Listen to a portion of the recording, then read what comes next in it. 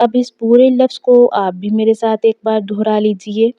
وَبَرَكَاتٍ عَلَيْكَ وَعَلَىٰ.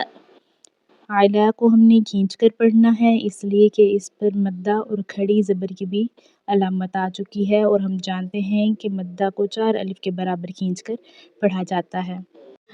وَعَلَىٰ أُمَمٍ مِّمَّن مَّعَكَ.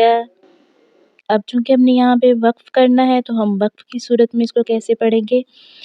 أُمَمٍ مِّمَّن مَّعَكَ.